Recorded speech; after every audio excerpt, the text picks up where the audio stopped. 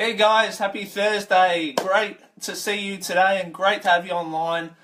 Got a great video today full of good cool content again. So this is a story about how I gained 4 kilos in 8 weeks. So I wanted to run you guys through it today and give you some value. So the first thing that we did, so what we do is just so you know, a block of 8 weeks, what I did is I split it into 2 phases. So 4 weeks and 4 weeks. And what I did here, in the first phase, what I did, I'm going to walk you guys through it from a nutritional perspective and a training perspective. So this is what I did. So weeks 1 to 4, what I did is I cut my calories down. So I cut my calories down to drop some body fat, okay? So this way, I'm sort of dropping down and sort of doing what I need to do to sort of get a bit leaner first.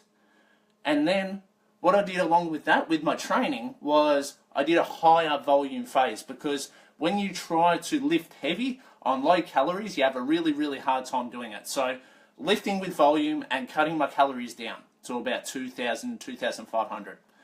So in the second phase, what I did was I went to lift heavy.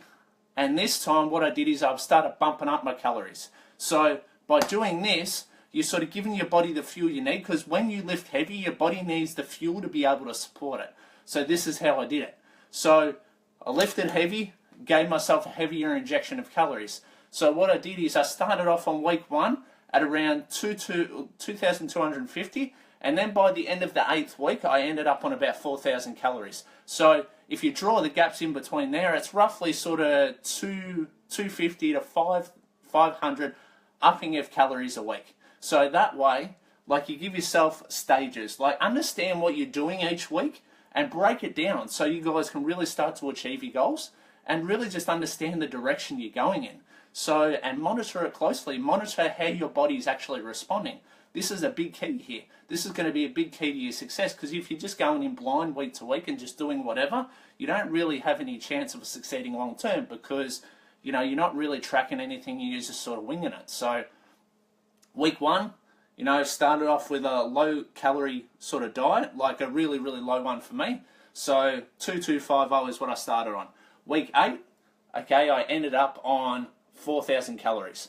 So if you break that down, it's roughly 250 to 500 calorie upping a week. So break it down for yourself that way and use that sort of formula and just monitor how your body responds to it.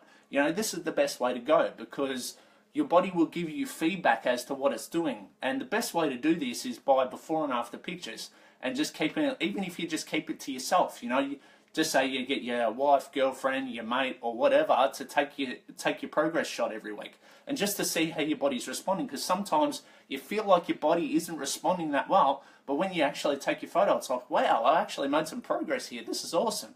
So by doing this, it's very powerful, and it keeps you motivated. It keeps you on track. So please do this, give these tools a try. So a little bit more in depth in the training, what I did in weeks 1 to 4. So what we did was, we did anywhere from around sort of 16 to 20 sets, just in sort of light weights and more volume and shorter rest. So that way, it wasn't going to affect me too much if I had lower calories, because I was doing higher volume. And I wasn't really putting my body under that strain, to really be able to lift heavy. But once I sort of built myself up and built my calories up to a certain point, after week 4 and sort of going into week 5, what happened was I increased it again. And by the time I sort of hit that point, I was sitting around 3,000 calories. And what happened was I was able to support my body through the demands of the training it was actually putting it under, through the calories I was having. So by the time I actually got to that heavy lifting phase, I was actually able to support it and to be able to perform it and make sure my weights continue to go up. Because remember, it's about recovery. Okay, so if you're not recovering, you're not growing. So you've got to make sure that you support it. And the best way to do this is to really just monitor your recovery and working out each body part once a week. That's all you really need. That's all you really need for growth. Because remember, if you over-train, people are very heavy on the training side and not sort of too much on the recovery and nutrition side. So you want to make sure you got those 2 key pillars there. They're supporting each other. So nutrition and training. So step 1, get yourself your calories sorted. So start off around sort of a 2,250 and just start there. So give yourself a starting point there. So just mark your starting point, and start to track this sort of stuff, guys, because it's hugely important. Otherwise, you don't know where you're going and you don't know where you're starting, and it makes it really, really hard to progress. So understand that, okay? Understand the method to the madness, and that way you'll be able to draw a plan and start to filter through and act on your plan each week. So number 2 is you end up with a higher calorie type diet when you lift heavy, like in that second week. So that way you're able to support the demands of the lifting. So with lower calories, they're better in a volume phase because you're not putting your body under as much strain. Although you're sort of straining it in a different way with volume, usually your body's okay because you're able to complete the workout still. You're still able to get a good pump, but it just means that your body is going to drop body fat instead of actually putting on weight. So by cutting down and then building back up. So you do this phase consistently. Like if you use these principles, they'll be hugely powerful for you because, what will happen is you got just 2 principles there, and you utilize it. So what's the one principle that I use? Number 1, if I'm putting on fat, I drop my calories.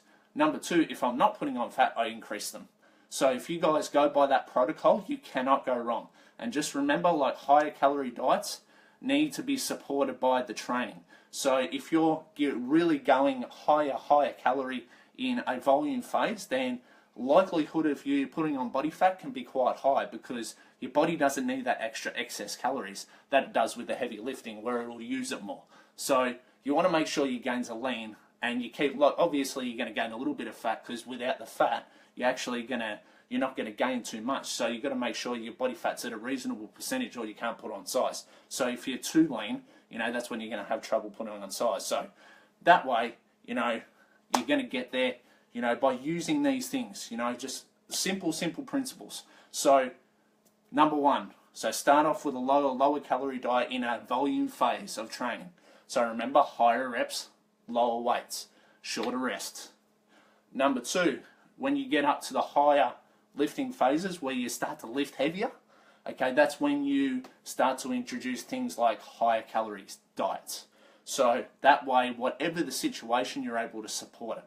Okay, so I hope I've added some value to you today, guys. I really enjoyed sharing this. It's something I'm hugely passionate about. If you guys have got any more questions, please inbox Save the Skinny Guy or just comment on the link below.